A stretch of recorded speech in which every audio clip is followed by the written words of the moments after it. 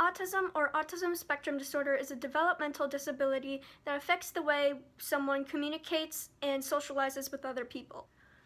Since the definition is kind of advanced, it's like advanced language and is kind of sciencey and hard to understand, I found this analogy that I find is really good when it comes to explaining autism. And it's like, imagine everybody has like their own toolbox and everybody has the same tools, or like everybody's box has tools, like what any other toolbox has, a hammer, a ruler or something, screwdriver. And people who are not on the spectrum or who don't have autism, neurotypical people, they know how each tool in their toolbox works and how to use it. But someone that is on the spectrum, they don't know how they might be missing a tool, or that a tool is broken, or they don't know how to use it properly. And the reason this is because people with autism, their brains are wired differently than neurotypical people or people that don't have autism. The thing that sucks about being on the spectrum today is like the way the word autism or autistic is used, especially throughout social media and the internet, how it's a way to insult other people and to call other people stupid or a retard, and how we're supposed to be all like Brain Man that can't live on his own and can't do anything and is incapable of living an independent life.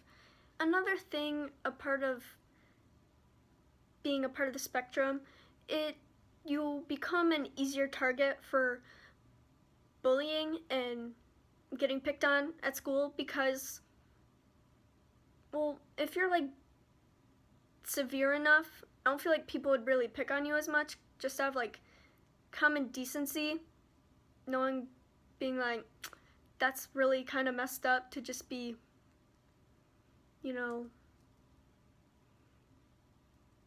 making fun of someone who can't live on their own and depends on their parents. So it's like, you're not, well, at least for like milder cases, since autism affects the way your brain is wired, people on the milder end of the spectrum, they are more likely to get other like mental illnesses like depression, anxiety, social anxiety, and ADD. I interviewed a few people on the spectrum and asked them how the stigma of autism has affected their lives. Teachers, they were really nice to me, even though I wasn't diagnosed in high school or anything. But when it came to my classmates, so I went to a small Christian school, so I only graduated with 10 people in my class, and everyone knew everything about everyone. Like, oh, your mom's divorced, or you have this many siblings, oh, you have this problem. And so all the girls in my class, there were 7 girls including me, and then 3 guys in my class. I like to hang out with the guys because all the girls, they were all in one big huge clique and they left me out, and it was just so annoying because I tried everything to fit in and they just treated me like I was the oddball, and they quickly judged me. And I think it was sort of my fault in a way because I did cry in school, but it was for a good reason. My father, he used to be in the U.S. Army, and I begged him after his R&R when he came home for a month from Afghanistan. I begged him, do not send me and my brother to school. We're gonna cry.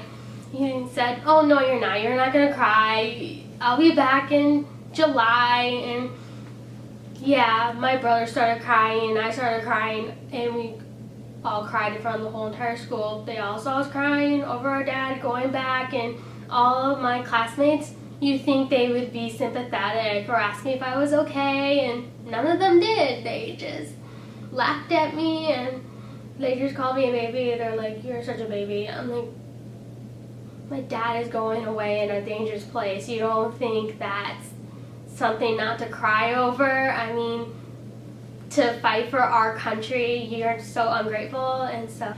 I didn't get diagnosed until I was 23. I'm 27 now. And when I got my diagnosis, it was a relief because it was like I finally had, for lack of a better word, a label. I finally had something I could research, something I could try and understand that wasn't just me. Other people have it too. Other people behave this way. Other people exist that think and act the way I do.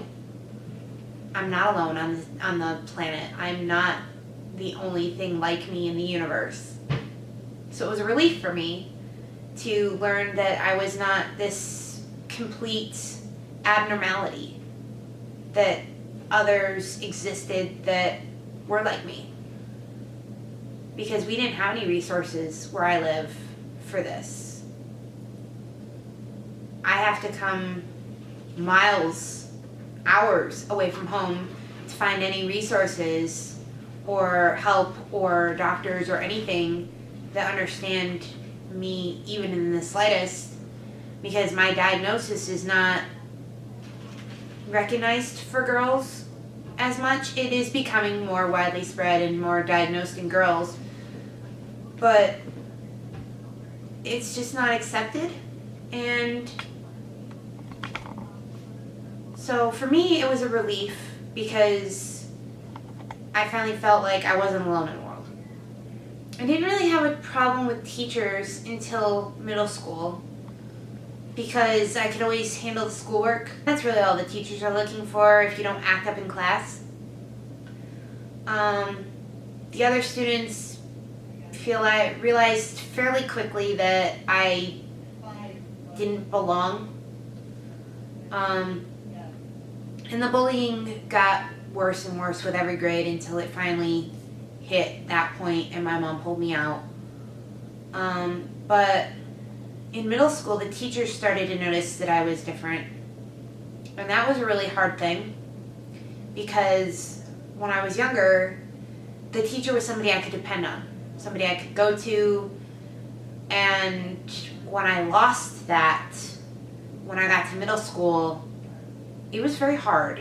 And I had to work harder for my grades. Probably the end of 6th grade and into 7th grade, it got really bad. They would meet me at the bus, follow me from class to class, follow me to the bus. Before cell phones, I had a phone card where you have to dial like 100 numbers before you can actually call the person you want to call on a payphone in the school hallway.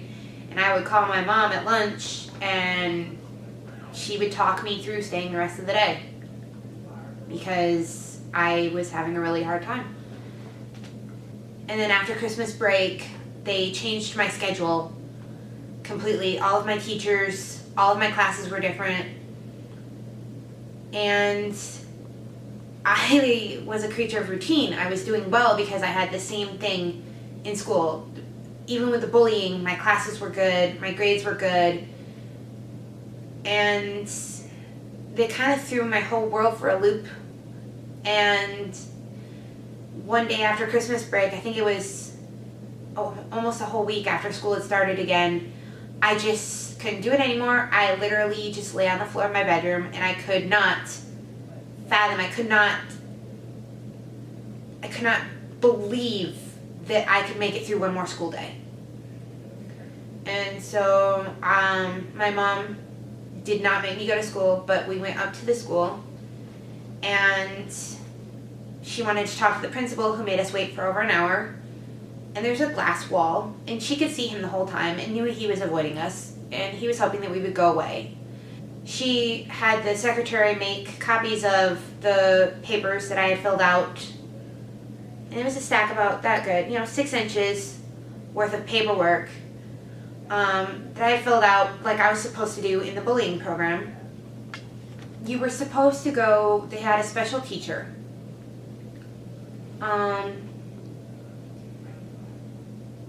Mr. Papanik, and you were supposed to go to him if you had a problem, and you were supposed to tell him what the problem was, which students were doing it, when it was occurring, and you were supposed to write all of it down, and he would file it, and then he was supposed to talk to them and ask them why they were doing this, why they were choosing to pick on you, why they felt the need to do this, which didn't help at all. If he ever did do it, I never noticed a difference. When presented with this evidence, he said that it was my fault, that I didn't do enough, that I hadn't gone through the program correctly, that I hadn't taken the proper steps. And I was starting to feel like I was the one who had done something wrong. Like I hadn't taken enough steps, that I hadn't done everything that I needed to do to make this better. And that's not what it was. And he was throwing that on me, and my mother got very upset and asked him for the paperwork to withdraw me from the school. And she withdrew me from the school, and he asked if I was going to come back and take the MEET test, which is a state mandated test here in Michigan. My mother told him that her A student had just left the school because I did very, very well on the MEET in previous years. I have a letter from President Clinton for testing high in 5th grade on the MEEP. And there was a little ceremony. I got a letter from the president for achieving one of the highest scores in the state on the 5th grade MEEP. So I was a good student. Solutions that could help fight the stigma is making treatment and therapy more accessible for those who are on the spectrum. Making ASD a required segment taught in high school health classes. By making training programs for service jobs that require a lot of social interaction. Ways you can help eliminate this stigma is by educating others about autism and bringing awareness to others. Not only bringing awareness to others, but showing acceptance and tolerance to those who are on the spectrum.